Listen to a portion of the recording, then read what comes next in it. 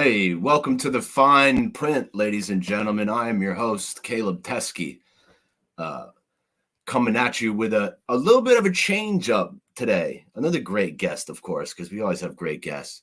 We're going a little off the beaten path, though. Part of when I started this podcast, I really wanted to cover some more local issues before I really got buried in this cannabis stuff. And today, someone from the community has reached out to me and asked for a little airtime, which I was super happy to give because she's an old friend of the family here, and it was great reconnecting. Before we get into that, I'd like to we got a stacked schedule coming up here, guys. I've got some great interviews on Wednesday. I've got Dan Pomerantz coming back from Rebel Grown up in Craftsbury. On Friday, I've got the guys from Mr. Z's Craft who are coming on. I'm super excited to have them on. I got my friend Tom Durfee from Lindenville coming on October 1st. We got Joe Veldon from Seven Leaf Genetics on October 2nd. Boy, my schedule is filling up quick. I got Brennan from Bigfoot Flower Company on Thursday the 5th.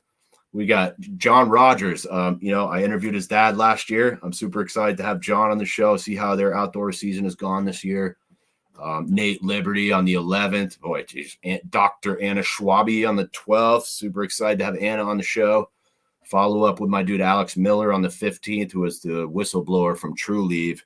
And then we got Miguel Lopez coming back from LB Farms on the 17th. And really cool interview with Antoine Mordican from Alabama on the 19th. But what else? And we got the guys from Trim Stars lined up on the 22nd. We got Carly Bader on the 24th of October, who's from Willow Industries. They are an ozone remediation company. I'm super excited to find out about that. And then we got lots more coming. October is going to be stacked. I'm going to have to do an update after this because it's going to fill up more than that. But before I waste any more of my time talking here, we got a great guest, and I'm just going to, hey, wham, bam. It's Becca Girrell. Becca. Here, let me slap the banner up there. Boom. United Community Church of Morrisville. Becca, it was super cool of you to reach out to me, and I'm psyched to have you on the show here tonight.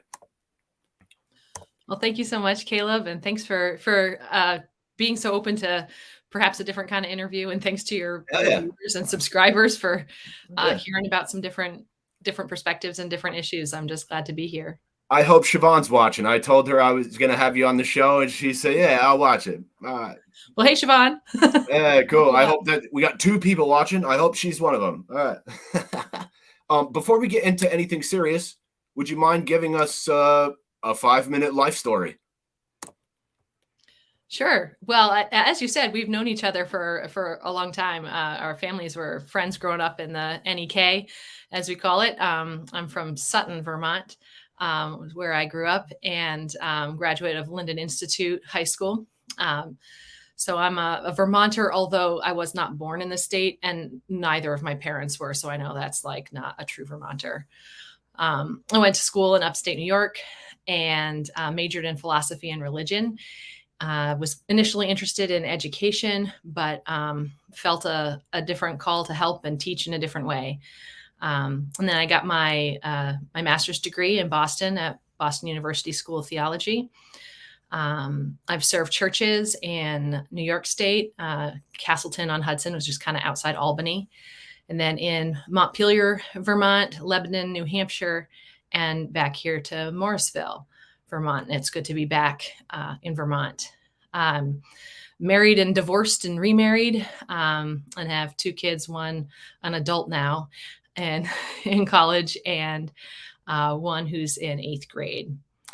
And in all the places I've worked, the churches that I've worked for, especially in Montpelier and Lebanon, and now here, I've really been struck by the way that poverty and particularly housing issues impact communities in relatively rural areas. This being the smallest of the communities I've served, but everywhere we go, we think about poverty and homelessness and the need for resources in big cities. But I'm a Vermonter, and I grew up in a little teeny town, and I know that poverty is very much an issue in little teeny towns. So that I think the church needs to be kind of on the cutting edge and right at the center of whatever we're doing to address people's access to resources and people who are living on the margins. So I've always been passionate about that and about helping the church be at the center of the community's response. Let me ask you this, Becca, and this seems like a good place to start. Why did you reach out to me? And I know we've reconnected because I had to do, for everyone's record here, I had to do a couple of days of community service over at the church. And I was just curious, hey, why you reached out to me. Yeah, well, so you did the community service at our breakfast. This church has been hosting a free weekday breakfast 5 days a week, Monday through Friday, 7 to 9 a.m., right at the church on 85 Upper Main Street. And as I said, it's free. And it's a resource for people who are without food. But if we're just giving away free food, we didn't find that a lot of people came for that. Breakfast has been going on for getting close to a decade now, probably Really? 8 years or so. Really? You guys have been doing it that long? Yeah. Wow. And this church, the United Community Church of Morrisville, I should say, has been, it was a union of two previous congregations, the First Congregational Church of Morrisville and the Puffer United Methodist Church. So First Congregational Church is United Church of Christ. Those congregations came together in 2018. I arrived in 2020, right in the middle of pandemic shutdown. So the breakfast predates at First Congregational Church and has continued straight through. And that is really a community that is about so much more than just making sure people have free food, but about having a place to be community together, which I know you saw when you were there. It's not just about a handout or a charity. It's really about building community. But also for those people that just need a bite to eat, I'm sure that's probably big for them, you know? It's a huge thing, right? And to be able to have a meal and not have that feel like it's charity, but have that feel like it's just part of your day and you're welcome here. And we really have a commitment as a church and as a community church to reach the real people of Morrisville. And so when I reached out to you, I was like, well, I know that we kind of talk to different clientele on a regular basis. And probably a lot of the people that are watching or listening to your podcast aren't the same people that are showing up to my they're waiting for another weed interview right now, Becca. I know. I'm sorry. I don't care. I don't care. I love to mix it up. And I was super happy that you reached out. And honestly, I really like what you guys are doing over there, which is why I agreed to this. Otherwise, I would have said no. But I did need to ask you, how's your mom and your sister doing? They're doing great. They both have moved out of the kingdom, the Northeast Kingdom, but are still in Vermont. And, so again, it's good to be back in kind of the community of Vermont. I'm the one that went away and had to live outside. So they're over in Chittenden County now. So I guess, they're in that kind of Vermont space. Hey, but Sarah. They're both doing well. Sarah, I think was in my class, I believe. Yeah. Right? But so I'm really curious about, I've taken 3 notes here when we talked. One of them said something about a homeless shelter, which is something that I was really curious to ask you about. I don't even have a question, but that's just my notes. It says homeless shelter, domestic violence, and cool. All right. Well, so yes, let me say about the breakfast. One of the visions that we have as a church and a community resource center really is to connect with other partners that are providing services often to the same exact people that are eating breakfast, and bring as many of those services into the building at the same time that the folks in need of the services are already there, so that it's kind of one-stop shopping for some of the help that folks might need. And over the summer, we were able to enter into partnership in a really big way with Lamoille Community House, which is the homeless shelter in Hyde Park. Oh, so when you're doing the breakfast, you have other community partners like floating around talking to people? That's right. So 1 or 2 days a week, we'll have there's a resource person who's actually on the payroll essentially of the United Way of Lamoille County. She's called the Rural Resource Navigator.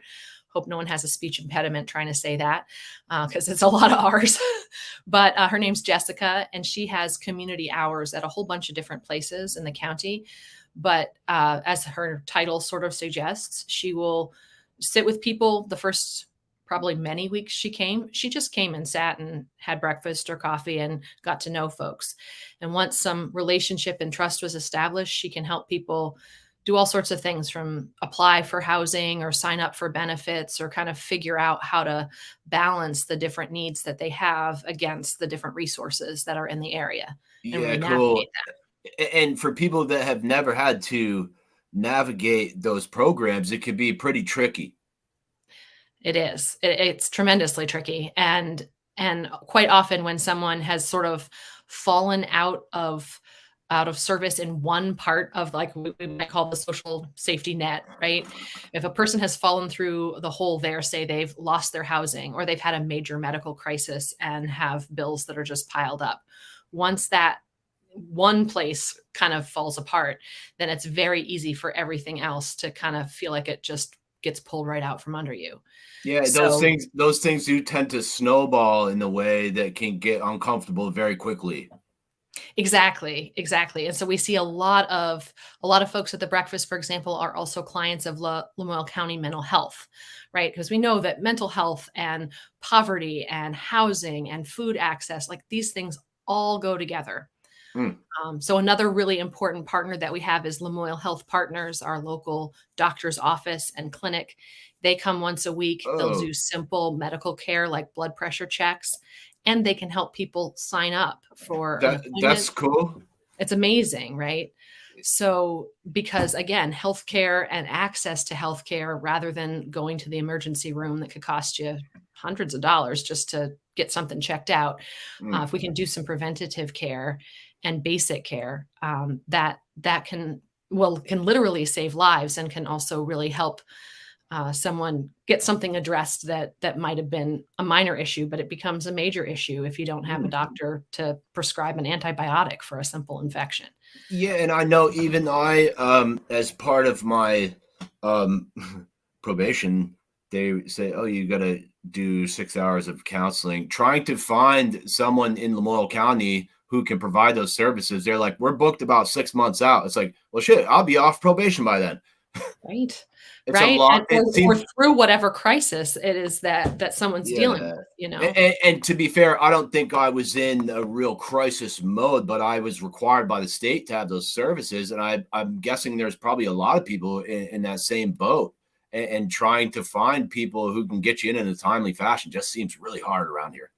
Exactly. So there's actually a social worker who is a frequent attendee of the breakfast as well, and she rents an office at the church. And a lot of times she's just talking to people at breakfast, seeing what they might need, and if appropriate, and it's something that she can help with, she might be the person to help them, or she What might refer them to someone.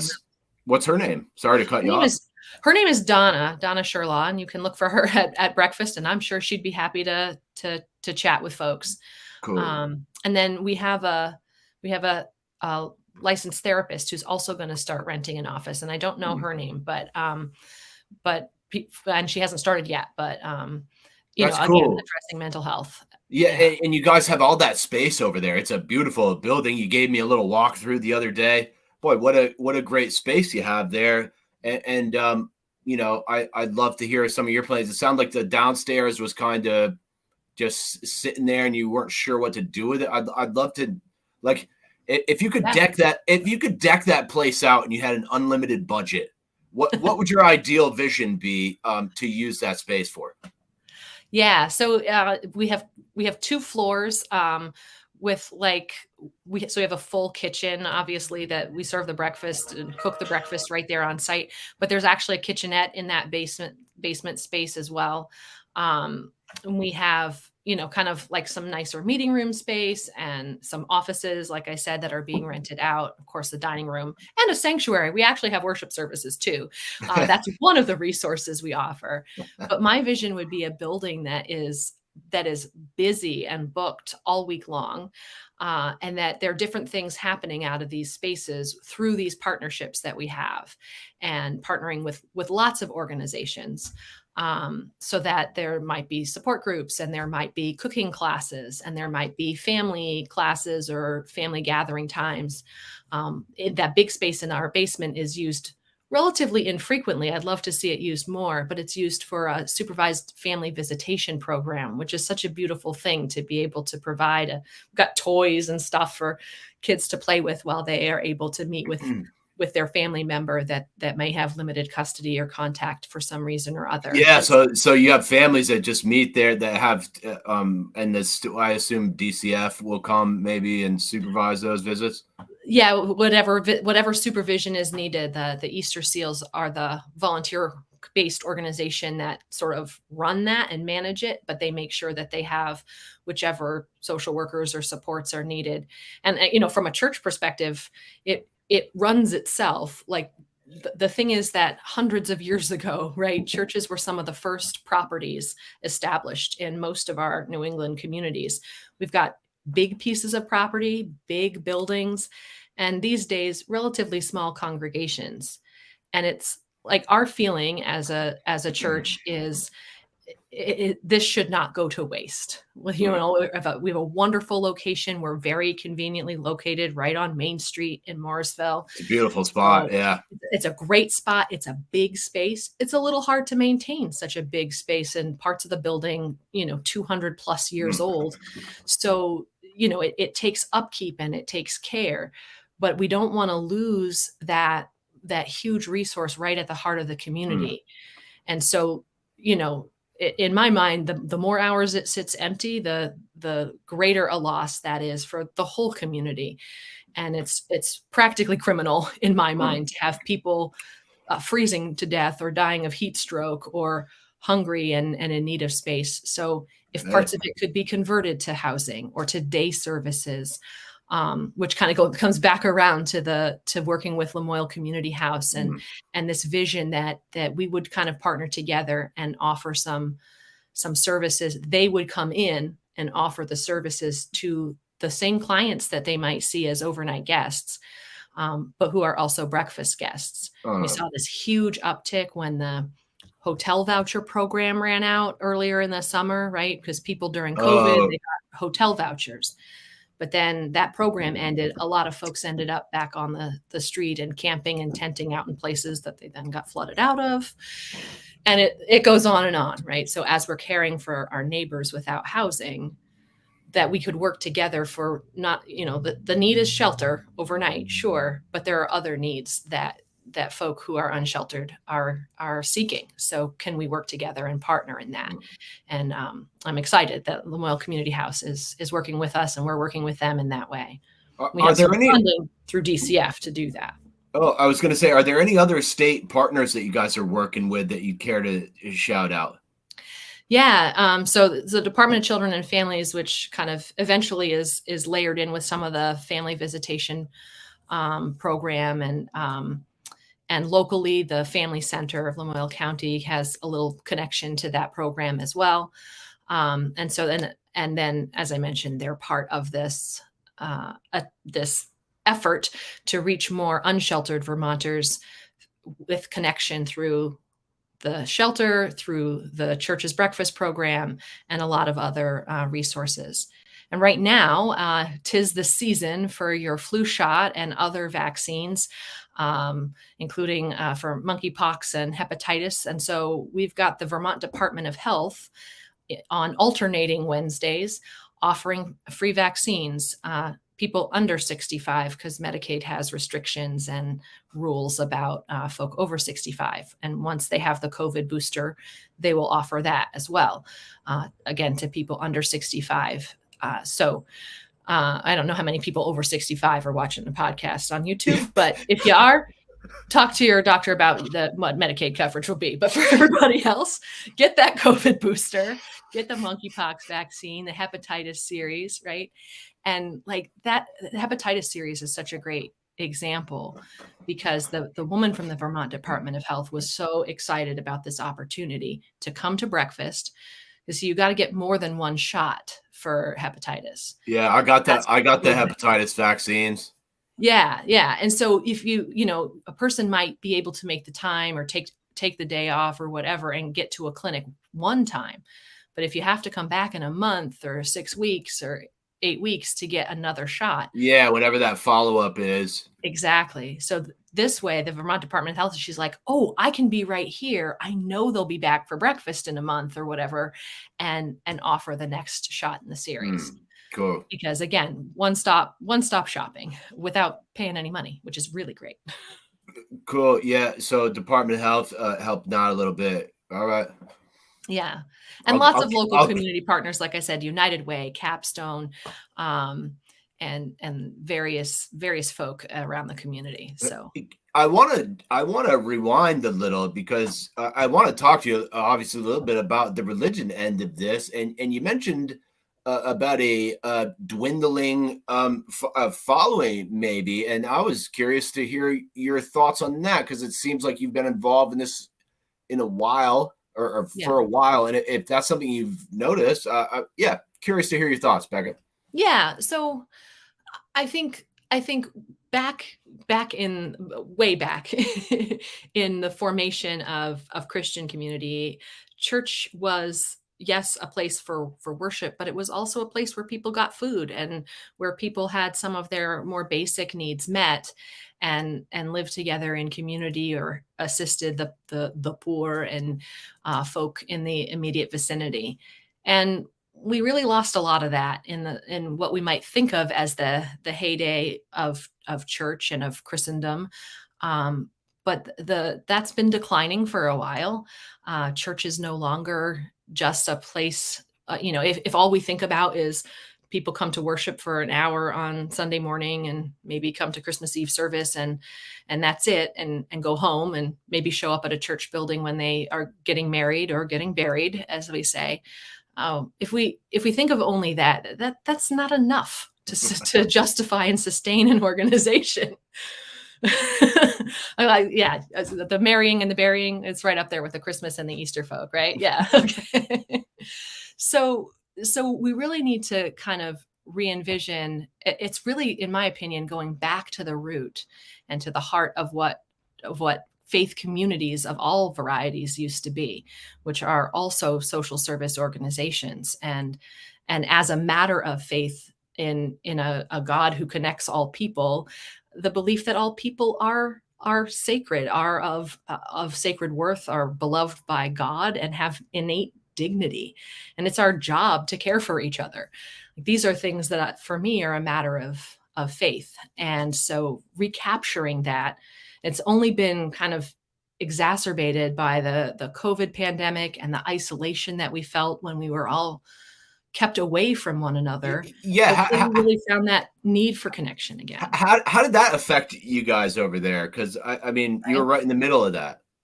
Yeah. So the big, like for me, I moved from the church I was serving in Lebanon, New Hampshire, to Morrisville, Vermont in the summer of 2020. And it was very hard to kind of like get to know a new group of people without all the sort of tools of getting to know one another that we're used to.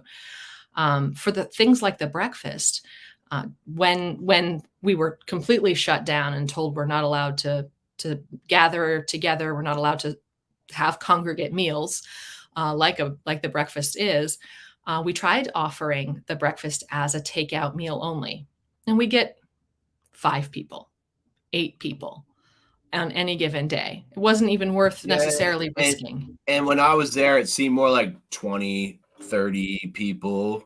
Yeah, some days we're as high as 50 or 60. Yeah. Well, we count meals. So some people might have more than one breakfast, and some people come and don't have breakfast. So some days, yeah, we're up in the 50 to 60 range. Some people just come to hang out. Some people do. And as I said, some of our folk that are our guests are clients of Lamoille County Mental Health Services. And so their case manager comes with them. And it's something for that client to do, and a place to be socialized and be with community, where, again, our primary commitment is that folks are treated with dignity. Mm. And so And whether, that's really so yeah, important. And sorry to cut you off, but no, go ahead. that's something my mom taught me. You know, through all her work, she's worked in social services her whole life, really, including I think she used to work for DCF or Economic Services, and she's worked.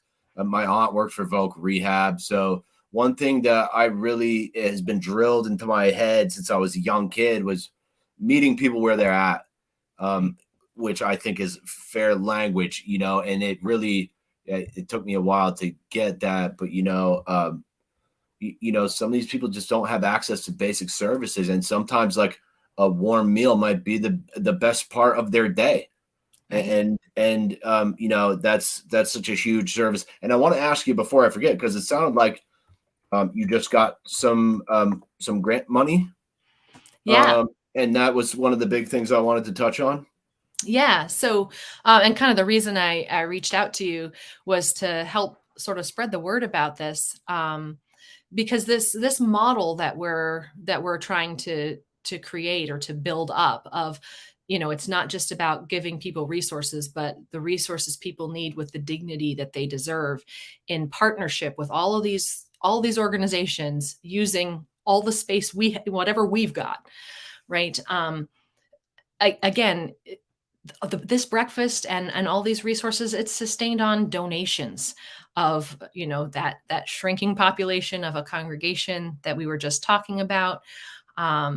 It doesn't just cost the money to buy food, but to keep the lights on and make the stove go and mop the floor and all of those things, right? So this summer especially, I've been applying for some various grants and donor sources to help sustain the program better. And the United Methodist Foundation of New England had a brand new program seeking to fund programs and organizations just like this, faith communities, United Methodist faith communities in this case, that are working in partnership with other community organizations and other faith bodies, other churches, synagogues, and so forth, to address systemic problems like food insecurity and addiction and opioid crises and so forth. So I applied for that grant. And we were one of the first organizations to receive it. Two awards were made this year. The other is a community in Maine. And it's a multi-year grant. It's up to $30,000, $10,000 a year for 3 years. And we had a little to do this past week when a person from the foundation came and presented the first check, so that we can really start to make this vision more of a reality and better serve our community. So I'm really excited about that. Yeah, and that's super cool. I know my mom has also written a lot of grants, and I know that just doing grant proposals is a bit of an endeavor in itself. Yeah, it takes research. It takes really reaching out to those partners and support folks to help tell the story and demonstrate that, there's a little bit of a kind of critical mass. You have to have some investors before you can get more investors. It's kind of a weird cycle. Don't break anything. Well, I talk with my hands a lot at the preaching problem. So, I want to. yeah. So 12 partners of those 12 partner organizations and 4 other faith communities signed on to the letter of support for this grant. And that super helped convey, this is not just us. This is a community effort. That's awesome.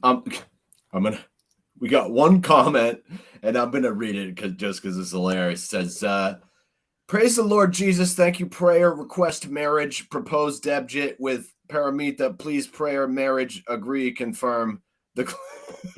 And all right. Thank you to Biro Demara for. Well, and may whatever relationship, I didn't catch all of it, but may God bless. Yeah. Agree. Confirm. Agree, confirm, declare, Debjit, brother-in-law, etiquette, sister, mother, in the name of Jesus, amen. Yeah. Well, so may God bless that family then. Yeah. Thank you. Yeah. So tell me, what are you guys gonna do with the money? Yeah. So, on the one hand, it feels like a lot, and on the other hand, like $10,000 a year is is pretty quick. It's not. It's Um, hot. You guys got to build a big building over there to take care of, right? Exactly. and Exactly. if you're giving out free breakfast every day, Right. hey, that's not free. Right. Someone has to pay for that, right? Yeah. Yeah. There's about, I think it was, I think I calculated about $12,000 in just the cost of food. And again, a lot of that is met just with donations, not only from the congregation but from the community. We were the Roundup for Change thing at the MoCo. Oh, So cool. when your bill is like a little bit under a whole dollar, you round up a little bit. That's a I couple I $1,000s. I like those guys over there too. I really like the way they do business. The owners are super cool, and yeah, respect. Yeah, yeah. So again, it's just great to have those partnerships. And the purpose of this grant is to help strengthen the partnerships. So if we need to do media outreach and consulting, again, that's one of the reasons I reached out to you, right? You get a free shout here. I love it, right? Independent media is the way to go. You Oh heard yeah. it here. If we need to do, some social media push, what we really are going to need eventually to sustain a program that serves the whole community is ongoing funding and support from the wider community, because the 30 plus people who give to the church on a regular basis cannot feed the 50 plus people who come to breakfast on a regular basis, Hmm. let alone if we're going to keep the building open, more days and longer hours so that we can offer more resources, right? We're all kind of in this together. And so, but you got to spend some money to make some money. And so Hmm. part of the purpose of the grant is to invest in that push out into the community to say, hey, here's the good stuff we're doing. I Hmm. know that our community supports this and wants to be a part of it. I know that our community does not want to see this breakfast go away or any of these resources go away. So some of it's about getting the word out and then just taking a little bit of the pressure off the operational costs while we develop.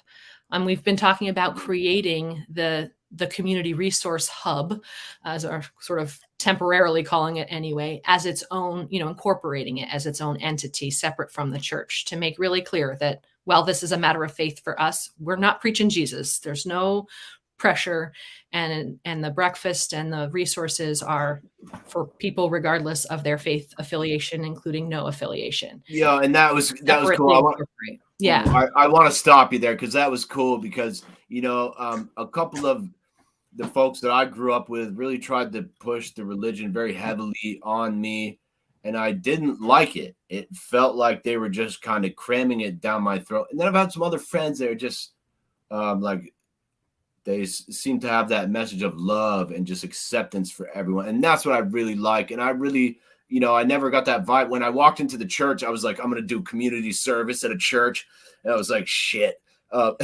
And then I went in and there was none of that, and everyone was just like, it was a nice community vibe. And I really appreciated that. And I wanted to just stop you on that note. Yeah. Yeah. And that's a specific commitment we have in the breakfast, to make sure that everybody feels safe and welcome. So there's no proselytizing or pushing. That doesn't mean, we'll put up a sign and say, here's when the Christmas Eve service is. If you want to come, please come. But no one's going to pressure you, and you don't have to, accept Jesus as your personal Lord and Savior to have an omelet. Like, that's not the way this works. Um, but it's also, I would say, a strong commitment of both of the denominations represented by this congregation. Both the United Church of Christ and the United Methodist Church teach that God is love. God welcomes all people. God loves and embraces all people. That that spiritual care is also just the care of the body and of the community. And that I think God is praised and God delights when we feed somebody who's hungry a meal. We call them by name. We offer them a place to be where nobody's judging them. And that, if I never use the word God or the word Jesus, that's fine with me. I think that's still preached better than probably some of my sermons. Not all. Some of them are pretty good. But. Yeah, it's so important, I think, for people to have a place to go where there's no judgment, because I feel like a lot of those people, and this is just speculation, but I feel like a lot of those people in their daily lives maybe don't have a place like that to go to, or maybe they are being judged a lot, or maybe people are treating them like shit, and to just have a place to go where you can get away from all that, it's really a valuable resource, in my opinion. Yeah. And I would say to that point that, that I acknowledge, and our church certainly, and our denominations acknowledge, like, religion's been part of that too.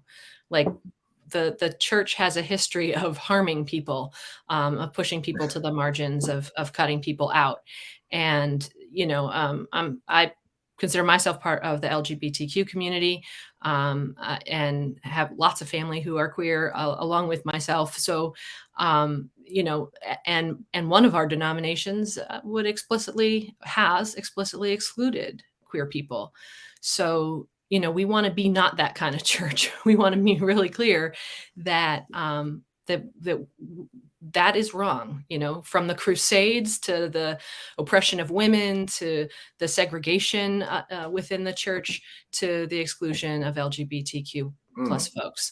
The church has made its fair share of mistakes, more than, I would say, our fair share of mistakes. And it's beyond time for us to make amends for that. I totally understand folk who want nothing to do with religion.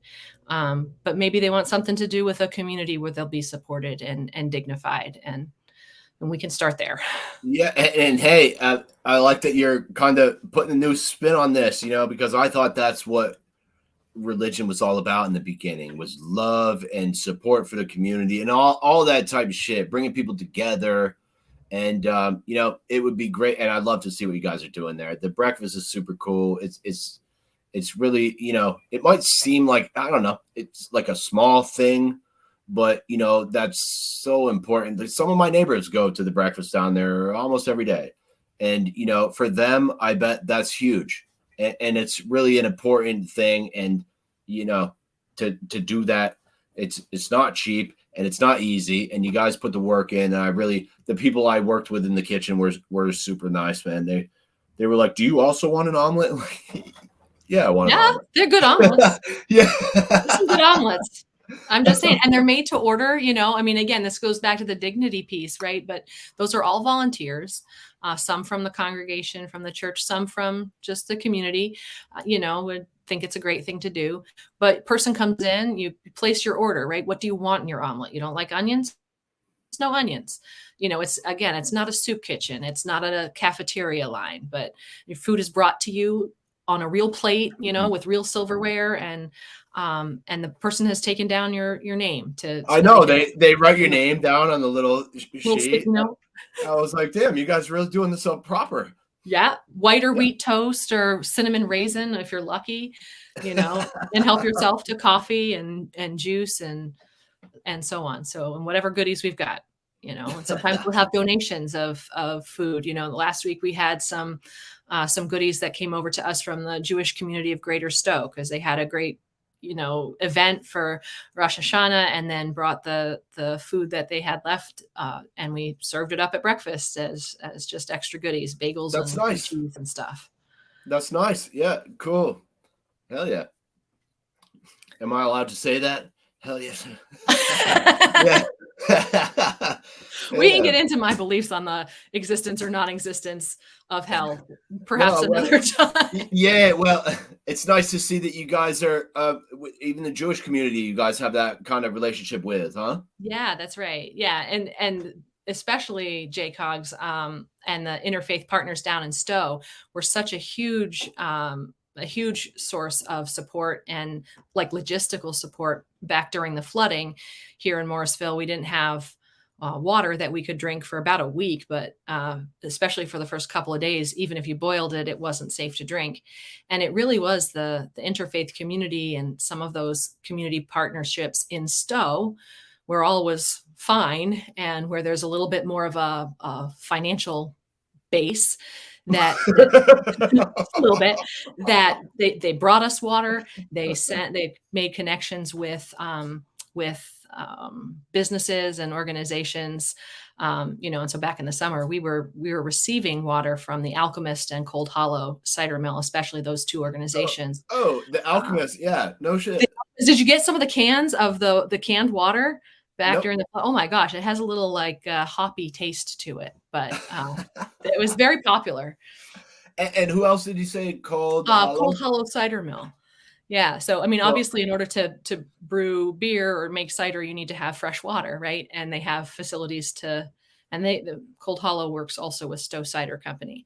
yeah. So they use their facilities to process and bottle and can extra water and delivered it to Morrisville and Johnson and a whole bunch of other places as well that were impacted by the flood. But a lot of Well, those yeah, that's connections nice. came. That's nice of them. Yeah, it was awesome. It was awesome. And the resources are there if you ask and if you have the right people, if you're connected to the right people who know who to ask. So in that case, it was a Zoom meeting of a bunch of people who were working on housing, including interfaith partners who had just the right connections to start reaching out to businesses and just through the faith communities as well to get the water coming in. And we called it a water library, like the little free libraries, like drop off what you have, take what you need.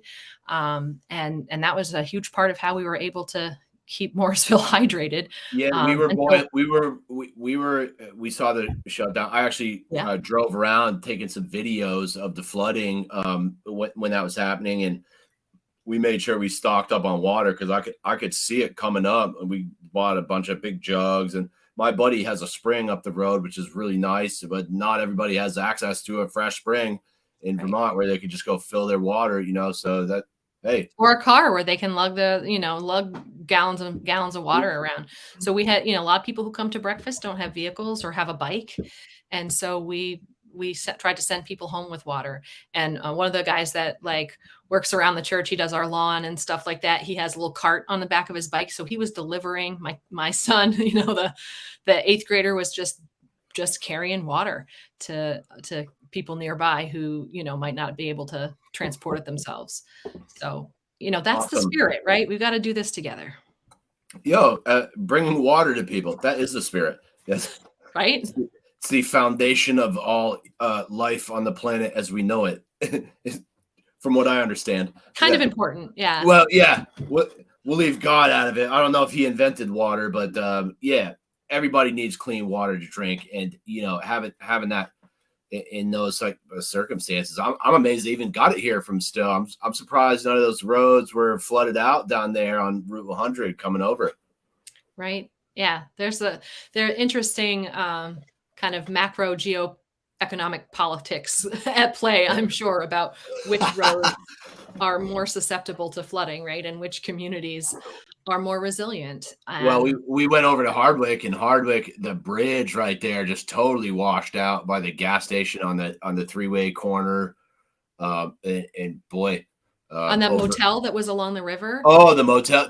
We couldn't even get to the motel because the bridge was totally washed out before that. But we drove by there the other day. You could see it just, the building's like gone. The There's like 2 rooms left, and the rest of that place is in the river. Even the solar panels you could see were all like bent up and that looked brutal. It's wild. And Hardwick is a community that has struggled to kind of grow economically. And, again, as someone who grew up basically in the area, I've watched Hardwick try to find its footing. And it has been a place of incredible economic struggle in the past. And they were kind of doing better. And then, the river's just too close to the road in some places, or up in Johnson and Cambridge. I mean, oh, we went down to Johnson too. The grocery store was like half submerged down there. That was wild.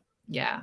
And, and then you've got people living in trailer parks, again, especially in Johnson, that are down by the river, and there's lower laying land.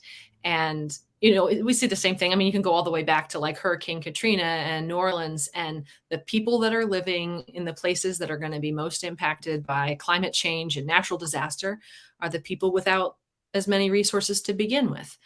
And so, you can buy your $3 million home halfway up the ski slope and you're fine. But, if you don't have the means for that, or all the people that were just camping along the river, along the rail trail, that hopefully were safely evacuated, but had nowhere to go. So again, like, this is why the economics of it is such a passion for me. That water piled up quickly. And I remember Irene, and you know, the early warnings were like, yeah, it's going to be bad. But then it was like within 24 hours, they were like, actually, this is going to be even worse than Irene. And it was like, holy shit, that really just got out of control in a hurry. Yeah. From what I remember. Yeah. And yeah, I was out there taking videos just like, what the? yeah. I've never seen it. Yeah. All interconnected, right? Like our care of the environment, our care of communities, our resilience to natural disaster, our resilience to poverty, you know, like it all just starts to interconnect. And if you're the person that's in the marginalized position in any of those factors, kind of like I was saying before, one thing goes and it's just the whole house of cards or the whole motel ends up in the river. I mean, that's just it. Like, yeah. it's wild, you know. I hope those guys aren't listening now. Oh, well, you know, they just sold that place right before that happened. Yeah. I mean, yeah. So again, then the solutions I think are also have to be that kind of layered and multifaceted. We're not going to solve any problem by just attacking one little piece of it, right? Because housing, which is so hard to come by in Morrisville, housing is going to also be about transportation. And it's also about jobs and access to jobs. And it's also about addiction and support for recovery. And it's also, you know, so and food security and food security, right? It's education access and all and healthcare. Oh my gosh, because again, most people are one major medical crisis away from losing all of their savings, if not also their housing, or if they have any savings. If they had some. Yeah, exactly. So we're not going to solve that by just saying, oh, here's some free food, right? Or, oh, here's a vaccine, or here's a job application. You have to have the support that's really broad-based and comprehensive and layered with all those partners working together. I know people who have been without housing and were finally able to reestablish housing and remain housed. And the way that's happened for every person I know is that someone or a group of someone's worked with them step by step, helping them navigate the system, know where all the little nooks and crannies are and what to apply for in what order, and all of that stuff, right? And it only happens when people are committed to seeing a whole person and all the stuff that's going on in their lives, and committing to helping remove obstacles. And it's so much, really, like even just like applying for 3 squares, for example.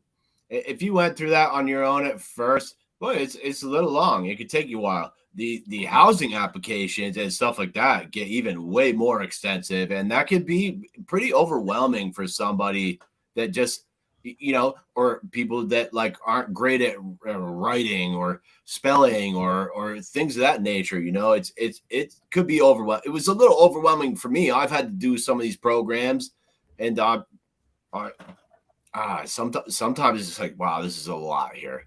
And so I can imagine for somebody, and I consider myself a kind of sharp guy, but even for me, it was like, yo, this is a lot here. And for people, you know, who aren't as good as writing or something, I just can't imagine trying to navigate all that shit by yourself. It's a lot. Right. Exactly. And no one should have to. And it can feel very invasive, right? Applying for something like 4 squares or for disability or something like that, you know, applying for a job or an apartment when you don't have references is very daunting. And you've got to disclose all this like personal information. And so to have somebody that's kind of there to support you through that emotionally as well as logistically, because it's very, very draining. And the system feels set up to keep people out rather than let people in. And I do think our agencies are doing the best they can with limited resources too, but it's just can be very, very overwhelming from the user end. And so that's why like the Rural Resource Navigator is entirely trying to address that problem of like, I'm so overwhelmed, I don't even know which problem to attack first, right? Cool. Yeah. And those people are great. And you know, sometimes I found myself in that position where people are like, dude, how do I find, I'm like, and I got a little bit of those skills from my mom. I'm just like, yeah, call these guys, call that guy. I can't help a ton, but having someone who can point you in the right directions is just super important, even to just get started on solving those problems. Right. And we'll see people, for example, at the breakfast. This is another way that this becomes a community of support, because these are folk that see each other week in and week out. And so no one knows the challenges of the system like somebody else who's been there. And so a lot of times we're seeing, people supporting one another and helping each other, and, knowing what resources help me, I might be able to offer a different thing or a different insight to help you. And so people are really, it is its own community of folk that if somebody doesn't show up for a while, we try to find that person. The guests will try to, hey, I haven't seen so-and-so. And make sure they're still alive. Make sure they're still okay. Yeah. Especially again, after the flooding, we kind of, okay, check in. Who haven't we seen? Is there anybody that we need to make sure is still with us? Some folk did seem to be relocated out of the community by that crisis, but as far as we know, nobody passed. So that's a good thing. But I didn't hear of any deaths either, but I mean, it clearly some severe property damage. Some of the farms that I've been talking to were really crushed. Some of the cannabis farms, in case anyone's still listening about the cannabis stuff. Cares about that right now. Yeah. Well, thank you. Yeah. Well, I mean, I got Diana Stewart coming on from River Ridge Farms. She got super hard hit by the flooding. And I know a lot of other farms that are growing all different types of products just really got crushed by that. And like you said, people like to build near the rivers. Right. I feel like that's kind of the path of human civilization. You find the water and you build near there. And for a lot of those folks that were down, like, I don't know if you saw the Oxbow here in Morrisville, but yes. Yeah. But then the community gardens there. Yeah. It doesn't matter what you're going. That was such a bummer, man. I saw the community gardens and I was just like, oh no. I saw some ladies down there too that came down the next day and were just like, oh. Yeah. Yeah. So we had some breakfast guests who had community garden plots and were just, and again, that's a great way to grow some of your own food, and it's cheaper than buying produce in the store. And, the flooding affects the cost of local produce, and doesn't matter what the product is. Like, Vermont's an agricultural state. And when our agricultural land is decimated, like, that hurts the whole economy. I mean, it just cascades, so to speak, if you pardon the water pun there. Yeah. Wow, Becca. Too soon. Look, I'm running out of shit here. I didn't have much shit, but we milked that for almost a lot in there. And, I usually leave the last word for my guests. I was also hoping you would leave us with a prayer, which is something I'm never going to ask anyone. But if there's anything we missed or any shameless plugs or shout outs you want to put out, now's the time. And then I was really hoping before we get out of here that you would fucking leave us with a prayer, man. I can do that. That's perhaps the most colorful way I've been asked to lead with a prayer, but no language that I haven't heard before. No worries. I think I would just reiterate that, grant funding or not, or,